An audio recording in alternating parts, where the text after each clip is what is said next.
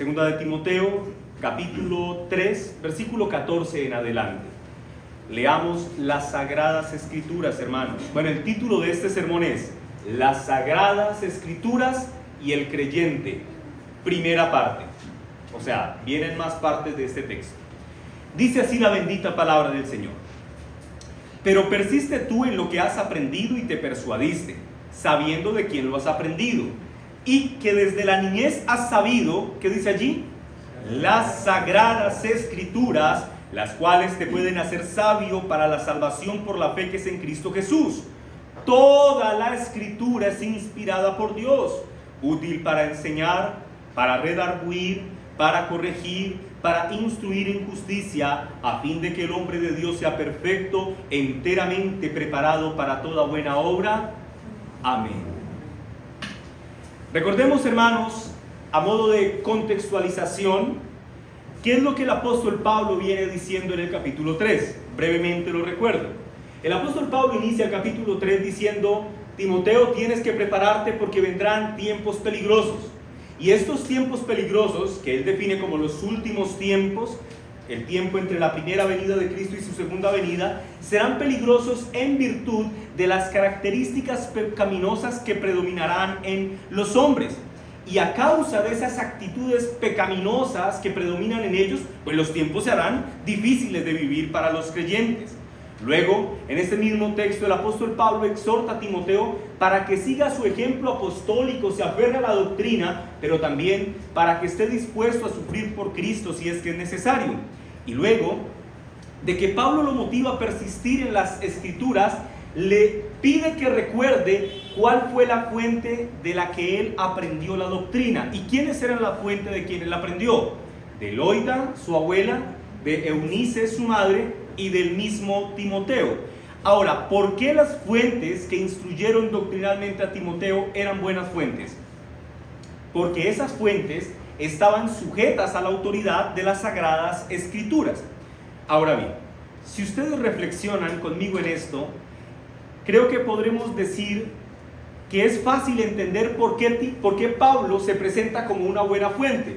Bueno, finalmente él es un apóstol de Jesucristo. Así que, digamos, indiscutiblemente él puede decir: mira, yo soy una fuente confiable. Pero, ¿por qué tendríamos que decir lo mismo respecto a Loida y a Eunice? Bueno, tenemos evidencia bíblica que nos permite saber que estas mujeres, en efecto, eran buenas conocedoras del Antiguo Testamento, y no solamente eso, sino que eran verdaderamente creyentes. Si ustedes lo recuerdan, en el capítulo 1 de Segunda de Timoteo, en el versículo 5, el apóstol Pablo exalta el hecho de que la fe que hay en Timoteo no es una fe falsa. Él dice que no es una fe fingida, es decir, no es una fe de los hipócritas. Realmente tú eres un cristiano, le está diciendo Pablo a Timoteo. Pero le dice: y esa misma fe no fingida que hay en ti fue exactamente la misma que hubo en Loida y en Eunice. En otras palabras, mira, yo sé que tu mamá y tu abuela no solamente eran buenas conocedoras de la doctrina, sino que eran cristianas piadosas. Sin embargo, quizá una de las pruebas más contundentes de la verdadera fe y del conocimiento que estas mujeres tenían de la palabra del Señor tiene que ver o se deriva de la manera en la que ellas instruyeron a Timoteo. Lean conmigo el versículo 15. Pablo le dice a Timoteo que desde la niñez has sabido ¿qué? Las Sagradas Escrituras. ¿Por qué? ¿Quién se las enseñó? Su abuela y su madre, ¿cierto? Ahora, ¿qué escrituras le enseñó la abuela y la mamá de Timoteo a Timoteo? Lo que para nosotros es el Antiguo Testamento, ¿cierto? Ahora miren lo que Pablo, hermanos, esto es maravilloso. El sermón de hoy está muy nutrido en detalles, así que no se pierdan ninguno de ellos. Pablo va a decir: mira, el Antiguo Testamento, en el que tu abuela y tu madre con el que estaban muy bien relacionadas, dice, te pueden hacer sabio para la salvación. En otras palabras, en el Antiguo Testamento encontrarás lo que necesitas para la salvación, pero agrega que lo que necesita para la salvación está vinculado a un hombre. ¿Qué dice el texto? Por la fe que es en Cristo Jesús. ¡Wow! En otras palabras, y esto es maravilloso, Pablo reconoce que Loida y Eunice hallaron la vida eterna en las páginas del Antiguo Testamento, al hallar en las páginas del Antiguo Testamento a Cristo. Y cuando vieron a Cristo en el Antiguo Testamento, estas mujeres pusieron su fe en Él y entonces hallaron la vida eterna. ¿Me hago entender? Ellas vieron, eran muy buenas en la teología bíblica. Ellas vieron a Cristo en el Antiguo Testamento y le enseñaron a su hijo y nieto a reconocer la persona de Cristo en el Antiguo Testamento. Hermanos, lo que este texto dice es extraordinario. Es maravilloso. Partan de este hecho. Dice que la palabra de Dios, aquella que presenta la persona de Cristo, tiene el poder para dotar a los hombres con la sabiduría que se requiere para la salvación. Hermanos, en otras palabras, las Sagradas Escrituras llevan a una persona a elegir el mejor camino posible para lograr la meta más elevada de todas, y es la vida eterna. Pero una persona, y vale la pena aclarar esto, una persona no se hará simplemente salva porque lea el Antiguo Testamento y el Nuevo Testamento día y noche. Lo que en realidad hará que una persona sea salva es cuando entre esas lecturas del Antiguo y Nuevo Testamento pueda aprender a ver a Cristo y sujetarse a Él como su Señor y Salvador. Muchos hoy en día se acercan con curiosidad a las Sagradas Escrituras, pero lamentablemente no ven a Cristo en medio de ese acercamiento, y entonces hace que su esfuerzo por acercarse sea un esfuerzo infructuoso. Una lectura adecuada del Antiguo Testamento debe identificar a Cristo. Si una persona no logra identificar a Cristo en el Antiguo Testamento, su lectura es una lectura muerta, pues sin Cristo, que es la simiente prometida de la mujer, el hilo de seda que une toda la lógica del Antiguo Testamento, sin Cristo, mis hermanos, el Antiguo Testamento no es más que un libro que carece de completo sentido. Piensen en un hombre, hipotéticamente, que ha dedicado toda su vida a las ciencias. Este hombre, toda su vida, imagínense en alguien que estuvo encerrado toda la vida en una biblioteca estudiando y no sabe nada de fútbol, no sabe que ese deporte existe, no sabe que hay reglas para ese deporte, no sabe que la gente va a un estadio a verlo, no sabe nada, no tiene ni idea. Y resulta que un día lo sacan de esa biblioteca y lo llevan para que haga unos análisis respecto al deporte. Pero este hombre tiene una característica visual, y es que él no puede ver el color blanco y negro. ¿De qué color es la pelota? Blanco y negro. Eso significa que no va a ver la pelota, ¿cierto? Vamos ahí, ¿cierto? Entonces este hombre llega al campo de juego y se encuentra con esto. Hombres corriendo de aquí para allá, saltando, tratando de hacer movimientos como si estuvieran cabeceando o pateando algo. Pero no logra entender lo que está pasando. Además, ve un gran marcador que dice que un equipo se impone sobre el otro, que uno va ganando. Y además, ve en la tribuna gente muy emocionada y otra muy entristecida y otra muy furiosa. Así que este hombre de ciencia trata de entender lo que está ocurriendo, toma anotaciones, hace aproximaciones matemáticas para tratar de entender la lógica de lo que está pasando allí, pero no puede entenderlo. Así que después de algún tiempo, él se plantea esta hipótesis: quizá no estoy viendo algo que hay en esa cancha, y por cuenta de eso que no puedo ver, no puedo entender lo que está pasando. Quizá, dice este hombre, en esa cancha hay un balón invisible. Así que con esa hipótesis, reformula sus planteamientos matemáticos y voilà, con un balón en la cancha, todo ha cobrado sentido. Las piezas que parecían estar dispersas, ahora se han conectado en una armoniosa sincronía que le permite al hombre entender la razón de ser del deporte que antes era desconocido para él. Pues hermanos, sirva esta pequeña ilustración para decir que así es con las Sagradas Escrituras.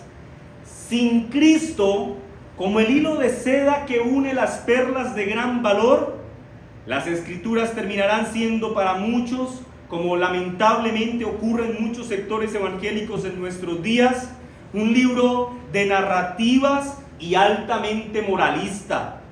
Pero con Cristo como protagonista de todo el Antiguo Testamento, las Escrituras cobrarán sentido, pues nos revelan que todos los acontecimientos ocurridos en el Antiguo Pacto siempre estuvieron avanzando según el eterno plan de redención que Dios había establecido para la salvación de su iglesia. Con Cristo el Antiguo Pacto tiene sentido. Sin Él, mis hermanos, es un libro lleno de contradicciones.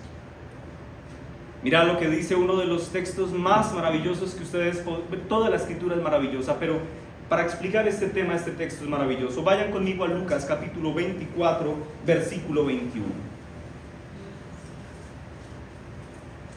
El contexto, Lucas 24, 21.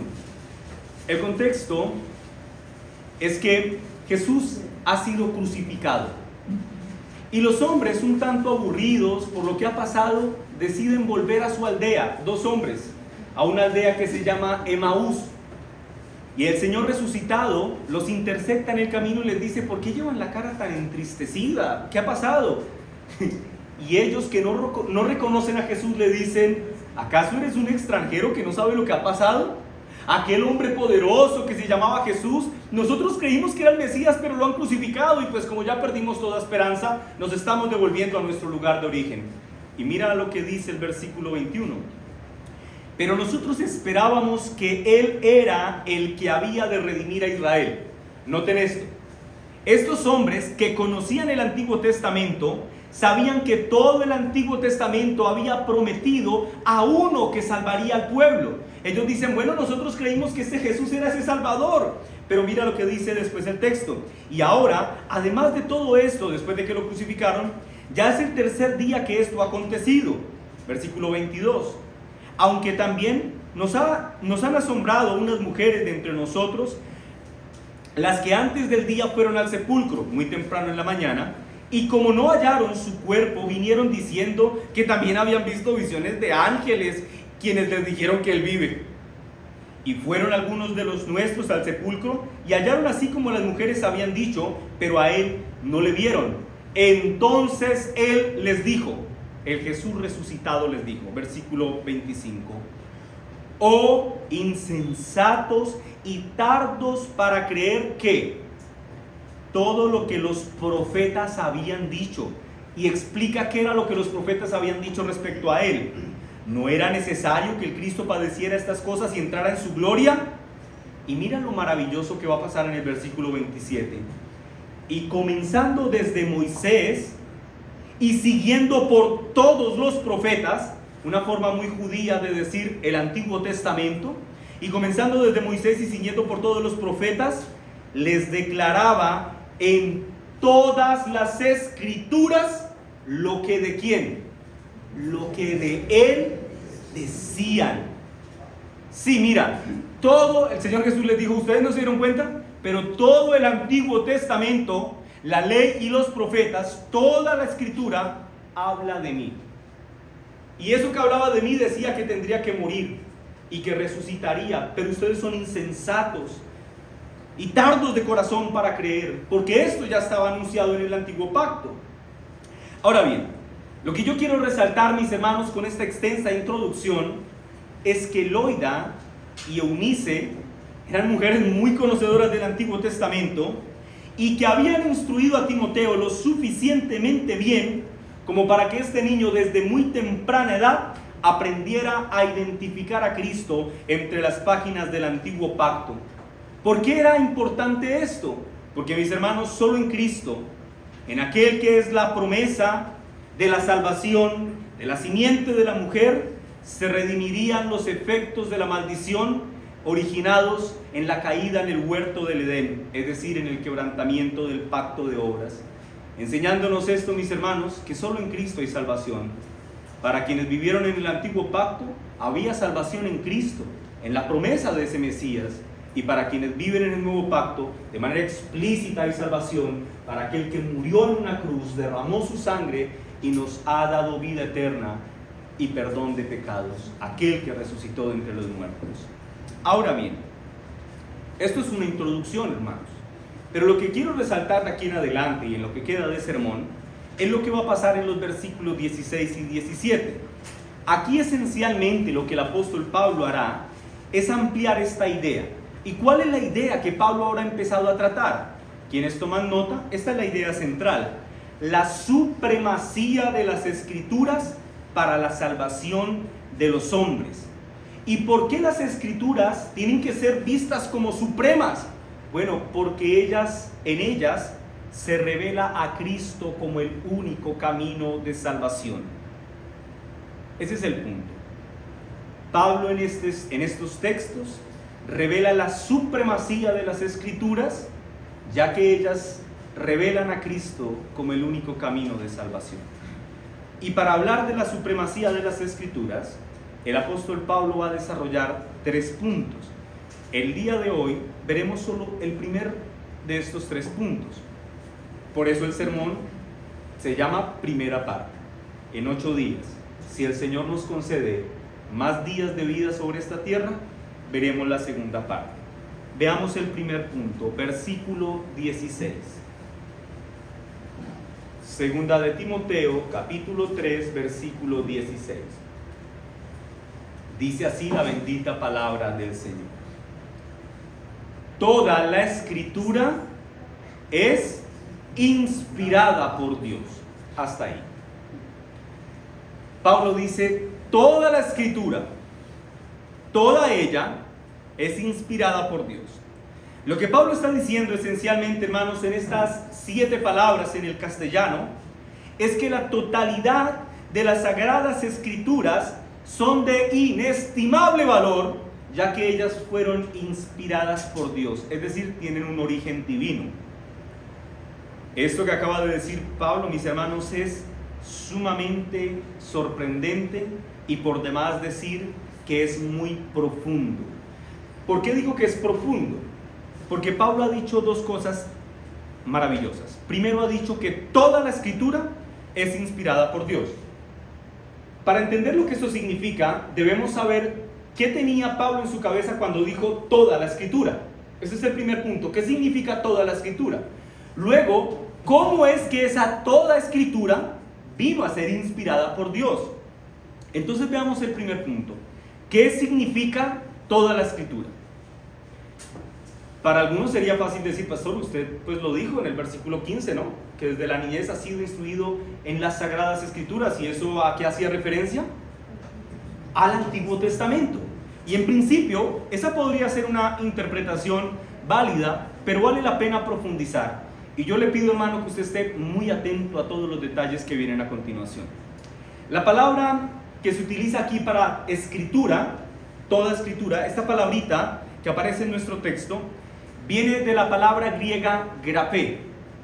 Esta expresión grapé se utilizó ampliamente en el Nuevo Testamento para referirse al Antiguo Testamento. Es decir, que cuando en griego uno leía el grapé, era una referencia al Antiguo Testamento. Por ejemplo, el texto que leímos de Lucas 24-27 que dice, les declaraba en todas las Escrituras, todo el grapé, todo el Antiguo Testamento, lo que decían de él. Este es un ejemplo. Ahora, en general entonces, el término Escrituras en el Nuevo Testamento hace referencia al Antiguo Testamento. De hecho, este término en el Nuevo Testamento se utiliza 53 veces para hacer referencia al Antiguo Testamento. Pero de manera asombrosa, en 2 de las 53 veces que aparece el texto, la expresión grapé, 2 de las 53 veces es utilizado para referirse a las Escrituras del Nuevo Testamento. Vayan conmigo en sus Biblias a estos 2 textos, hermanos. Segunda de Pedro, capítulo 15 y capítulo 3, versículo 15 y 16.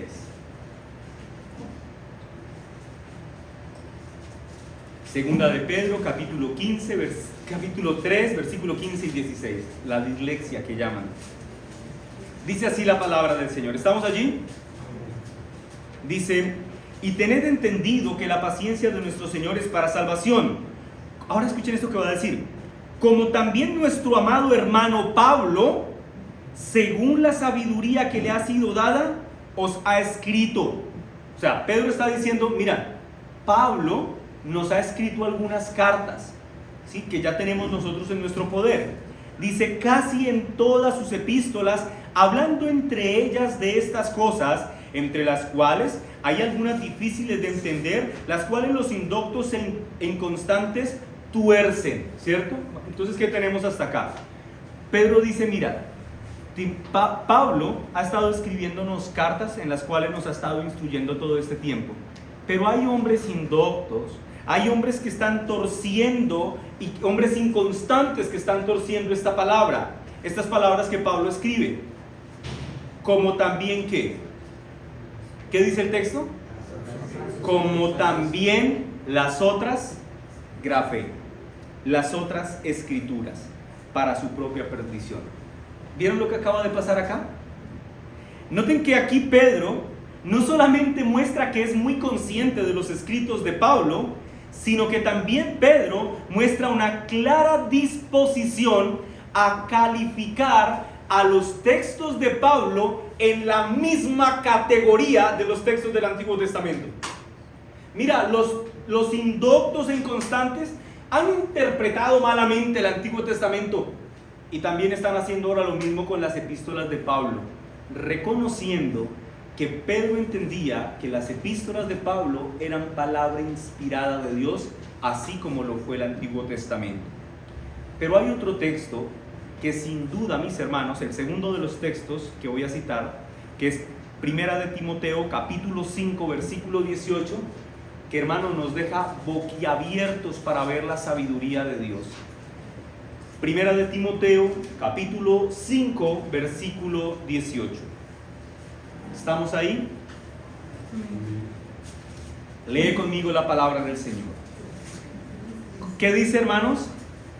Pues la escritura, el grapé, dice, ahora mira lo que dice, el grapé dice dos cosas. Uno, no pondrás bozal al buey que trilla, y dos, digno es el obrero de su salario. Pablo está diciendo, mira, la palabra inspirada de Dios dice estas dos cosas, es decir, él está haciendo una cita de lo que la palabra de Dios ha dicho. Si usted de Biblia rápida, vaya conmigo, si no, escuche con atención. Deuteronomio 25, versículo 4 dice, no pondrás bozal al buey que trilla.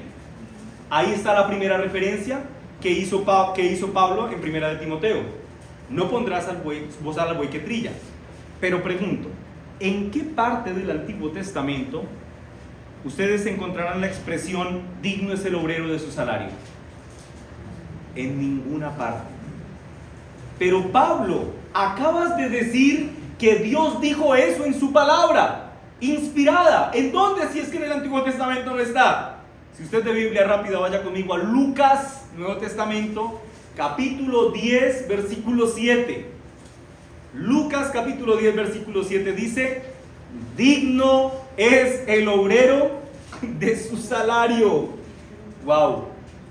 En otras palabras, el apóstol Pablo pone en la misma categoría de inspiración el Antiguo Testamento con las palabras que los apóstoles estaban escribiendo en el Nuevo Pacto, lo cual nos permite entender, mis hermanos, que los escritores inspirados del Nuevo Testamento eran conscientes de que Dios los estaba usando para añadir revelación a la revelación del Antiguo Testamento que Él ya había dado. Así que, una vez nosotros establecemos que los escritos del Nuevo Testamento pertenecen a la categoría de grapé, de textos inspirados por Dios, me emocioné, naturalmente tenemos razones para entender que cuando Pablo en 2 de Timoteo capítulo 3 versículo 16 dice toda la escritura, pues hermanos, está incluyendo los escritos del Nuevo Testamento. En otras palabras, cuando Pablo hace referencia a toda la escritura como inspirada por Dios, este concepto ha de aplicarse de forma teológica a la totalidad, a los 66 libros que conforman el Antiguo y Nuevo Testamento que tenemos en nuestras Biblias. Esto es toda la escritura. En otras palabras, todo escrito que pueda ser determinado como de inspiración divina cabe en esta categoría: toda escritura. Ahora, no nos perdamos del contexto. Recordemos que cuando Pablo hace esta afirmación, ¿qué está haciendo Pablo? ¿Cuál es el propósito del versículo 16 y 17? Lo dije al comienzo: resaltar o exaltar la supremacía de las escrituras, ya que las escrituras muestran a Cristo para salvación. Así que, en resumidas cuentas, lo que Pablo está haciendo en esta afirmación, toda escritura, es recordarnos que en los 39 libros del Antiguo Testamento y en los 27 libros del Nuevo Testamento, tú y yo, mi hermano, podemos hallar a Cristo para recibir por medio de Él perdón de pecados y con esto la vida eterna.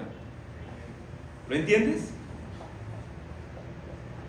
En cada página de las Escrituras tú puedes hallar la perla de gran valor: a Cristo como Salvador.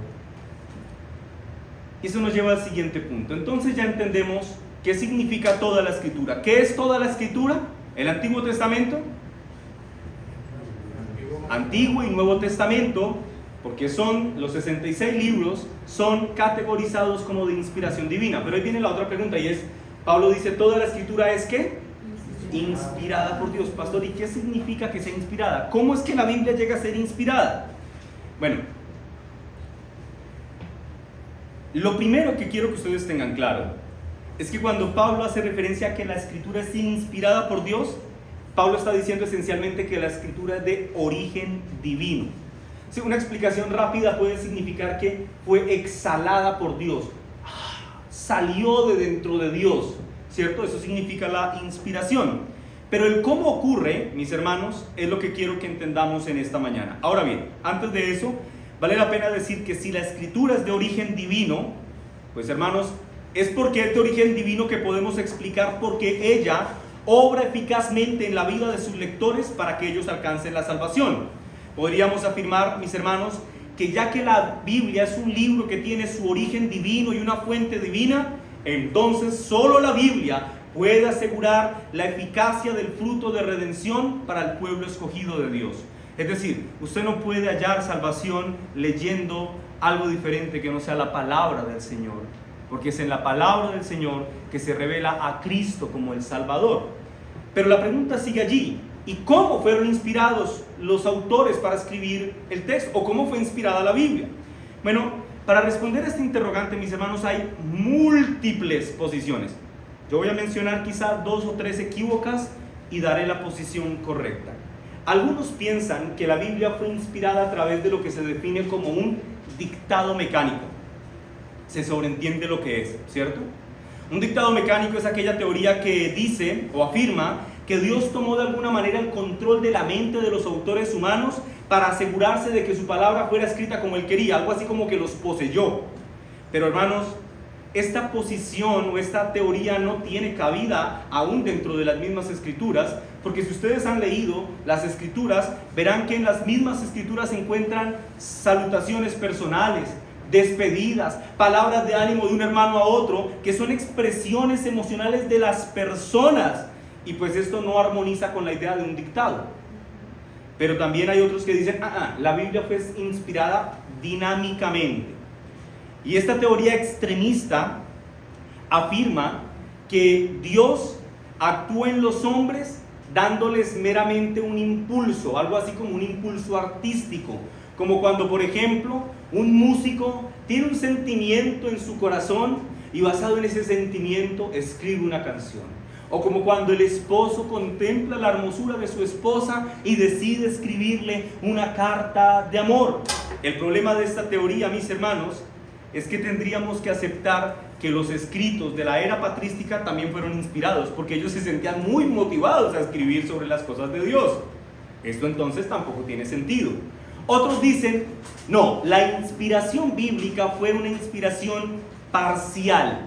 Y los defensores de la inspiración parcial afirman que Dios, escuchen esto, tiene un control limitado sobre las mentes humanas, que Él no puede quitarle la capacidad personal, el ser intrínseco al hombre, y que por eso, de alguna manera, algunas ideas humanas se colaron en la Biblia, como los saludos personales.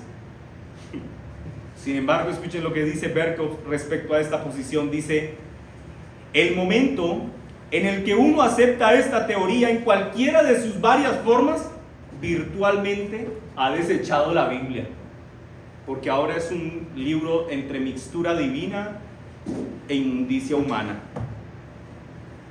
Otros defienden una posición que se llama la inspiración neo-ortodoxa.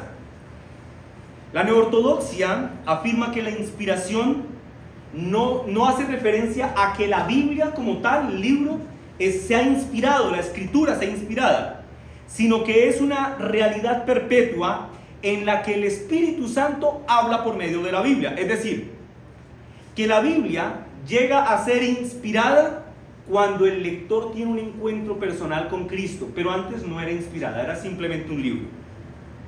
Para los neortodoxos, el texto bíblico en sí mismo no es inspirado, sino la persona de Cristo. Y cuando nos encontramos con Cristo en el texto, entonces el texto ahora es inspirado. El problema de esta teoría, mis hermanos, es que inevitablemente quienes la afirman tendrán que en algún momento decir que pudieron encontrar a Cristo en cualquier otro libro y por lo tanto ese otro libro también era inspirado. ¿Entienden el peligro de esa?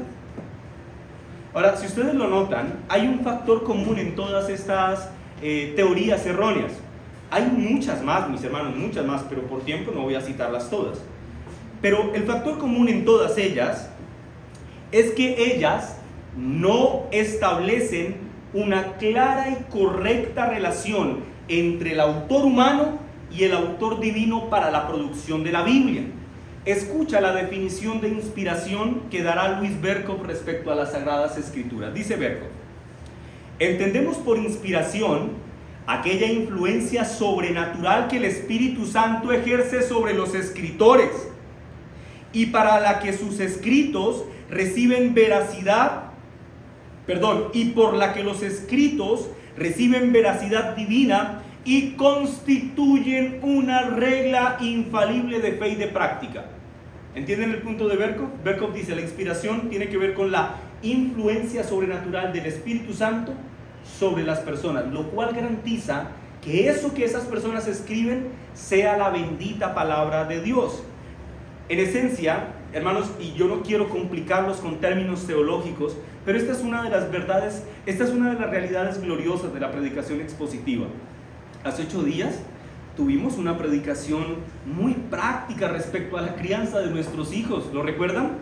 Hoy vamos a ver unos conceptos teológicos que, hermanos, les animo a que los abracen con todo su corazón, porque quiera el Señor los use para darles amor por su bendita palabra.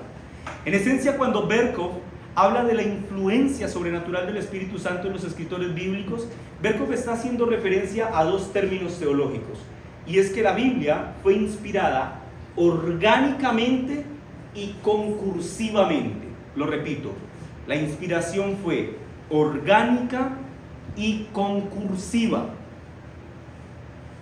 ¿Qué significa eso, pastor? Ya lo vamos a ver, hermano. La inspiración orgánica hace referencia a la relación íntima y personal que existió entre cada autor humano y el autor divino, dejándonos saber entonces que el autor humano fue escogido por Dios, fue preparado por Dios, fue llamado, comisionado, dotado y ayudado por el Espíritu Santo antes de escribir y durante la escritura del texto de las Sagradas Escrituras. Así que la inspiración orgánica, digamos que en forma sintetizada o resumida, es una referencia en la que el Espíritu Santo obra de manera personal en la vida del autor humano, lo influye de manera personal. En otras palabras, esta inspiración divina es un proceso orgánico que no suprime la personalidad del autor, sino que más bien nos ayuda a apreciar su personalidad sin que su personalidad, la del autor, afecte lo que Dios quería comunicar. Herman Bavinck, hablando de esto, hermanos, que es precioso, dice lo siguiente: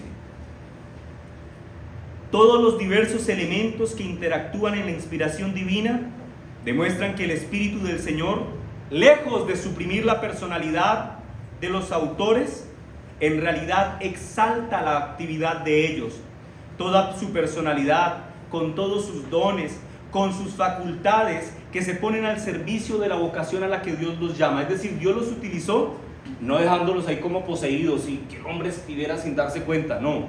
Dios estaba usándolos según la capacidad de estos individuos para escribir.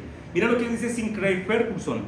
Dice, es claro que la actividad de Dios no minimiza la individualidad de los autores humanos.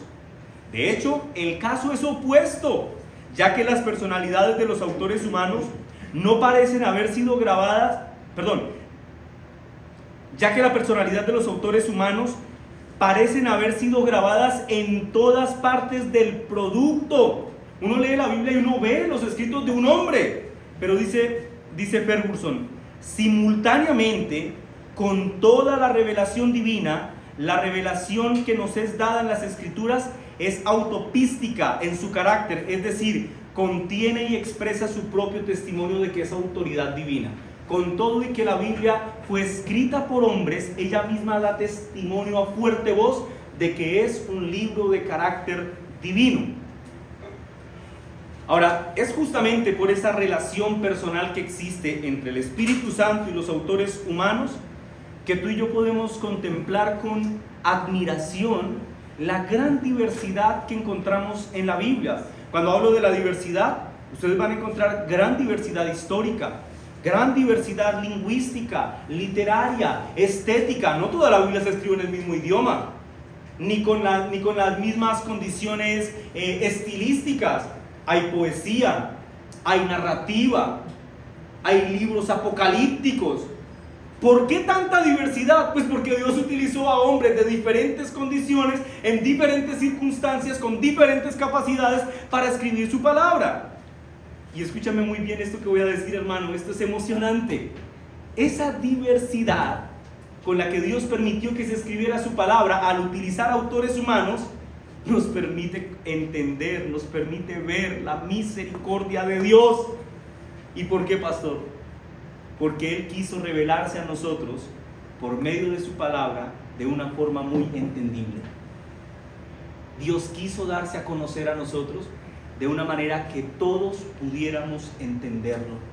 Hermano, entender que la inspiración de las Escrituras es una inspiración orgánica nos asegura que la comunicación de la palabra divina llega a ser entendible para los hombres y por tanto podemos apreciar la hermosura de la revelación. J.I. Packer dijo, la base teológica de la inspiración bíblica tiene que ser la bondadosa condescendencia de Dios, que habiendo hecho al hombre capaz de recibir comunicación de otros seres racionales y de responder a esa comunicación, ahora Dios se digna a enviarles mensajes verbales y dirigirles en un lenguaje humano que ellos entiendan. Sí, mis hermanos, es una misericordia, es una condescendencia divina tener la voluntad revelada de Dios para nosotros en un texto que nosotros podamos entender. ¿Por qué Dios tendría que comunicarse con nosotros? ¿Porque estaba en deuda con nosotros? ¿Porque nosotros éramos bien queridos? No, mis hermanos, el hecho de que Él se haya querido revelar a nosotros es una condescendencia, es una misericordia. Y que tú puedas tener una Biblia en casa es una misericordia de Dios. Pero entonces ya sabemos que la inspiración es orgánica, un relacionamiento cercano entre el Espíritu Santo y el autor humano. ¿Claros hasta ahí? Ahora viene la otra parte, la inspiración debe ser concursiva. ¿Y qué significa esto? Que cuando Dios estaba inspirando su Biblia, en ese relacionamiento humano que hubo entre el Espíritu Santo y el autor humano, hubo siempre también un compañerismo y una cooperación entre el autor humano y el autor divino. En palabras simples, Dios no tomó el control de los profetas y de los apóstoles y los poseyó de alguna manera en la que puso en sus mentes lo que ellos tenían que escribir y el trabajo de ellos solamente fue estar ahí poseídos escribiendo. No, eso no fue lo que pasó. Sino que si entendemos que la Biblia fue inspirada orgánica y concursivamente, esto nos permite concluir que la inspiración que trajo como resultado la escritura de la Biblia siempre estuvo gobernada por la soberanía divina, pero al mismo tiempo involucró la responsabilidad humana. Mira lo que dice Robert Humbler: cada palabra de la Biblia es la palabra de un autor consistente y consciente de lo que está escribiendo, y al mismo tiempo cada palabra de la Biblia es exactamente lo que Dios quería decir respecto a sí mismo. Sí, cada autor que escribía era consciente de lo que escribía, pero ese autor estaba escribiendo exactamente lo que el soberano Dios quería que escribiera. Lo que quiero resaltar entonces es que Dios en su soberanía supervisó de tal manera los escritos humanos, en donde los hombres eran libres y responsables de lo que estaban escribiendo, pero Dios estaba supervisando de tal manera que el resultado de sus escritos fue exactamente lo que Dios quería que se escribiera, y por tanto la escritura es infalible para nosotros los cristianos. Es nuestro libro de vida, es autoritativa para nosotros.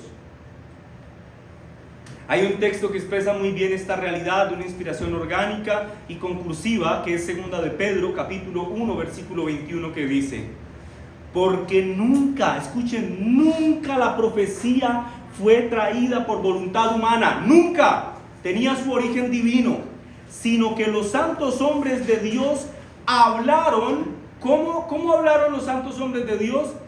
Siendo inspirados por el Espíritu Santo. ¿Lo ven? Ellos hablaron, esa era su responsabilidad, comunicar. ¿Pero hablaron porque se les ocurrió? No, porque estaban siendo influenciados por el Espíritu Santo. Así que, mis hermanos, en esta cooperación orgánica y concursiva, lo que tenemos por la misericordia de Dios en este precioso texto es un producto completamente divino, pero que al mismo tiempo es humano. Divino en términos de su inspiración y humano en términos del entendimiento que nosotros podemos tener de él. Porque lo que tenemos son letras, adjetivos, verbos, comas, puntos, gramática. Y nosotros, pues humanamente, eso es lo que utilizamos para comunicarnos. En ese sentido es humano, pero toda la revelación que contiene el texto es divina. Quiero que veamos rápidamente, hermanos, en Éxodo capítulo 4, versículo 10 en adelante. Veamos aquí una ilustración bíblica de lo que estoy diciendo. Éxodo capítulo 4, versículo 10. ¿Estamos allí? Dice la palabra del Señor: entonces dijo Moisés a Jehová: ay, Señor, nunca he sido hombre de fácil palabra, ni antes ni después que tú me hablaras a tu siervo, porque soy tardo en el habla y torpe de lengua. Mira, Dios, a mí el hablar no se me da, le está diciendo Moisés a Dios, que lo está mandando. Lo está mandando a que le diga al rey de Egipto que deje ir a su pueblo. Y Moisés le dice a Dios: ¿cómo se te ocurre? Si yo no soy bueno para hablar. Versículo 11: y Jehová le respondió: ¿quién dio la boca al hombre? ¿O quién hizo al mudo y al sordo, al que ve y al ciego? ¿No soy yo Jehová? Y le dice en el versículo 21: ahora pues ve, noten esto, y yo estaré, ¿qué dice? Con tu boca y te enseñaré lo que has de hablar. ¿Ven el relacionamiento? Versículo 13: y dijo: ay, Señor, envíate ruego por medio del que debes enviar. Es decir, está equivocado enviándome a mí. Versículo 14: entonces Jehová se enojó contra Moisés y dijo: ¿no conozco yo a tu hermano Aarón, levita, que él habla bien? Y he aquí que él saldrá a recibirte, y al verte se alegrará en su corazón. Tú hablarás a él. Noten, Moisés se comunicará con Aarón, comunicación humana, y pondrás en su boca las palabras, y yo estaré con tu boca y con la suya. Dios al final va a dirigir la boca de Moisés y de Aarón, Dice, y os enseñaré lo que hayáis de hacer. Y él hablará por ti al pueblo. Él será a ti en lugar de boca y tú serás para él en lugar de Dios. Es decir, él hablará lo que tú le digas y tú hablarás a él lo que yo te haya dicho a ti. ¿Lo ven? Aquí en este texto, mis hermanos, vemos una clara cercanía entre Dios y el autor humano.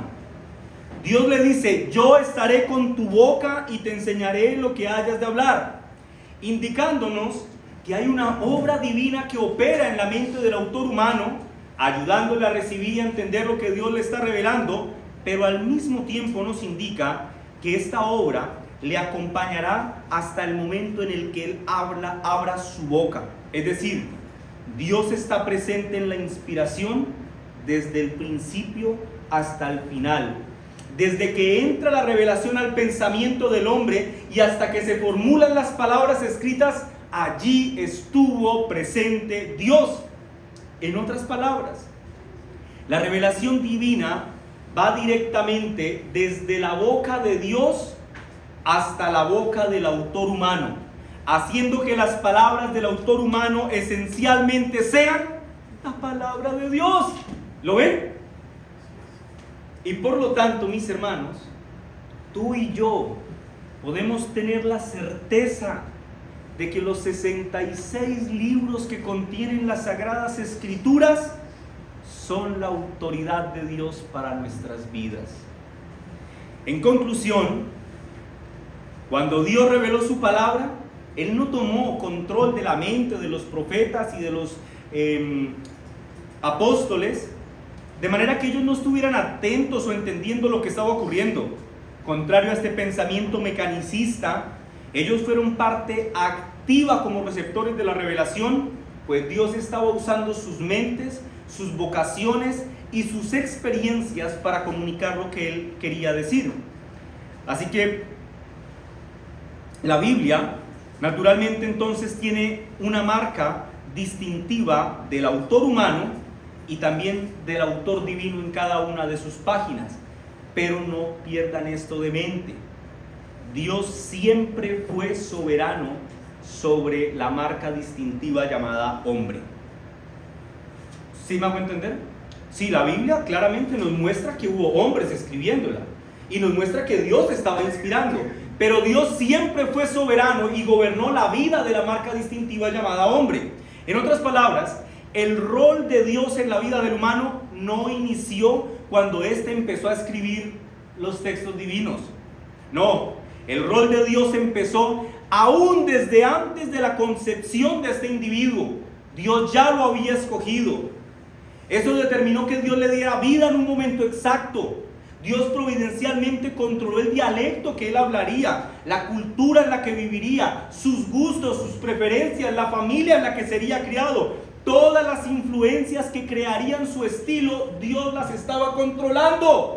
Por lo tanto, aunque la marca del autor humano esté evidentemente en los escritos bíblicos, no podemos perder de mente que el autor divino siempre tuvo control soberano de cada parte. No fue como que Dios dijera, ay, mira, escojamos a este para que escriba la Biblia. Desde antes de la fundación del mundo, Dios ya lo había escogido para este santo propósito.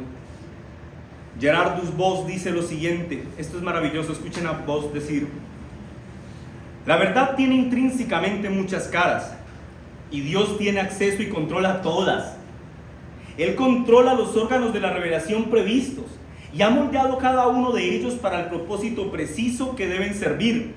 Al tener el Evangelio una estructura doctrinal tan precisa como la que tiene, el Pablo dotado doctrinalmente era el instrumento adecuado para expresar esa estructura compleja por sus dones que le habían sido conferidos y cultivados de antemano con vista a ello. ¿Sí entienden lo que dice Voss? Mira, el Nuevo Testamento es tan complejo a nivel doctrinal que esto no lo podía escribir cualquier persona. Dios usó la mente de un hombre tan brillante como Pablo para escribir toda la complejidad que había que escribir en sus epístolas. ¿Y cuándo empezó a usarlo Dios? ¿Cuando el hombre terminó la universidad? Hermanos, desde antes de la fundación del mundo, Pablo hacía parte de los planes de Dios para escribir las páginas del Nuevo Testamento. ¿Lo entienden? Ahora, ya entiendo, pastor, claro, la Biblia es la palabra de Dios, eso es lo que usted ha tratado de decir todo el tiempo, sí, hermano, pero ¿y eso cómo me afecta? ¿Cómo eso puedo aplicarlo a mi vida? A decir verdad, hay muchas cosas en las que esto puede afectarte y debe ser aplicado a tu vida. Pero yo me voy a restringir a dar 4 breves aplicaciones finales de lo que acabas de escuchar.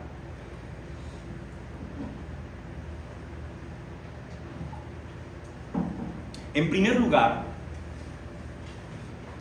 entender que la inspiración bíblica surgió de manera orgánica, en la que Dios se relaciona de cerca con el autor humano, nos debe servir, mis hermanos, para entender que toda la Escritura, toda ella, es la palabra de Dios.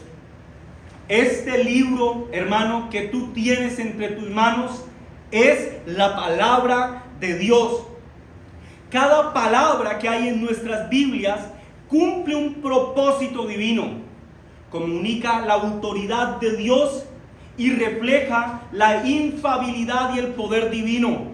Así que, hermano, si lo que tienes entre tus manos es la palabra de Dios, ¿por qué caminas como si desconfiaras de ella? Confía en las sagradas escrituras. Hermano, vive entre las páginas de las sagradas escrituras. Pasa tiempo con el Señor en la Biblia. Conócelo. No hay otra forma sino a través de su bendita palabra, esta que Él ha inspirado, plenaria, orgánica y conclusivamente. Vive en la palabra de Dios. No desestimes la palabra de Dios. Esta aplicación también es una fuerte advertencia. Si lo que tienes en tus manos es la palabra de Dios, ¿por qué la menosprecias, la subestimas y la utilizas como un libro de consulta que utilizas en medio de una dificultad? ¿Acaso la Biblia en tu corazón es el equivalente al tarot que consultas cuando tienes que tomar una decisión? Hermano, la palabra de Dios es su palabra, viva y eficaz, más cortante que espada de doble filo. Vive en la palabra de Dios. ¿Has visto cuán maravillosa es? No la menosprecies ni un segundo más. En segundo lugar, entender que su palabra ha sido inspirada orgánica y conclusivamente nos ayuda a entender, mis hermanos, que Dios es un Dios misericordioso. Dios comunica su palabra de una forma diversa en términos de literatura y de historia. Disfrutemos cada parte de esta diversidad y deleitémonos analizando las Sagradas Escrituras. Hermano, ¿quieres aprender de la palabra de Dios? Estúdiala. Disfruta el conocimiento de la palabra de Dios. Hermano, el conocimiento de la palabra de Dios no es algo que vaya a llegarte así de lo alto. ¡Fum! No. Tú tienes que pasar tiempo leyendo, estudiando, profundizando. Hermanas que tienen niños en formación, como Loida y Eunice, y quieren formarlos en el temor del Señor, pasen tiempo en sus Biblias conociendo la palabra del Señor. Varones hermanos que me escuchan, quieren gobernar su hogar en el temor del Señor, pues pasen tiempo en la palabra del Señor. Hermanos, este tiempo es maravilloso, este es el día del Señor. Pero si tú crees que con lo que recibes aquí en 1:30 o 2 horas de culto dominical vas a tener todo lo que se necesita para hacerle frente a este mundo en decadencia, estás muy equivocado. Tú tienes que pasar tiempo a diario con Cristo en su palabra. Así que, ay pastor, pero es que yo me he leído la Biblia ya como 2 veces y ya sé todo lo que dice la Biblia. Falso. Alguien una vez me dijo, ay pastor, pero es que esa doctrina yo ya la estudié, yo ya sé de qué se trata. Hermanos, inescrutables son los caminos, insondables son los caminos de Dios. Eso tú lo puedes incluso percibir de una forma tan práctica como esta. Vuelve a escuchar este sermón en 4 días y vas a ver que vas a aprender algo diferente a lo que hoy aprendiste. Porque así es la palabra del Señor. En tercer lugar, saber que Dios usó instrumentos humanos nos debe llenar de confianza para recibir la Biblia como nuestra. Debemos dar gracias a Dios por comunicar su palabra a nosotros, hermanos, de una forma verdaderamente humana. Es decir, la comunicó de una forma que nosotros la pudiéramos entender. Dios, hermanos, condescendió a comunicar su palabra de una forma humana. Así que con gratitud acerquémonos a Dios en acción de gracias por el regalo que nos ha dado de su bendita palabra. Cuánto consuelo reciben nuestras almas al saber que Dios quiso revelar su plan eterno de salvación en palabras que pudiéramos entender. Dios reveló cómo podríamos acercarnos a Él en términos pacíficos a través de su bendita palabra, para que hombres como tú y como yo pudiéramos entender lo que Él quería decirnos, pudiéramos vivir lo que Él estaba hablando y entonces pudiéramos hallar a Cristo en cada página de las Escrituras y con Él el perdón de los pecados y la vida eterna. Calvino decía que aún el más tonto de los hombres podría acercarse a la Biblia, abrirla y empezarla a leer y darse cuenta que Cristo es el único camino de salvación. Así de perspicuas, así de entendibles son las Sagradas Escrituras. Y en cuarto y último lugar, como aplicación de este sermón, quiero animarlos a darle gloria a Dios por revelarse a través de su bendita palabra, como ya lo he dicho, pero escúcheme esto, por seguir ejerciendo autoridad divina en nuestras vidas a través de ella. Es decir, el Espíritu Santo nos reveló su bendita palabra para dejarla abandonada. No, mis hermanos. Él sigue gobernando a su pueblo a través de su palabra. Así como en el caso de Loida, Eunice, Timoteo y el mismo Pablo, así como ellos hace miles de años atrás hallaron a Cristo en las páginas de las Sagradas Escrituras para salvación, de esa misma manera el Espíritu Santo sigue hoy iluminando su palabra en el corazón de su pueblo, para que su pueblo pueda encontrarse con Él y ser transformado por Él, y ser guiado por Él, y ser consolado por Él. A Dios demos gloria por su bendita palabra. Amén. Y amén. Vamos a orar, hermano.